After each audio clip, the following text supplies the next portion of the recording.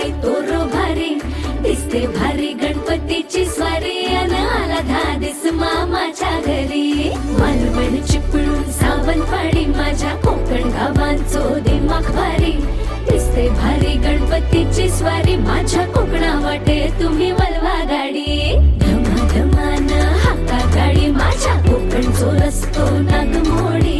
कारी येवा बशीन येवा नाही तर सुसाट आगीन गाडी मुंबई पुण्याचे रस्ते सोडा माझ्या कोकणा वाटे तुम्ही वलवा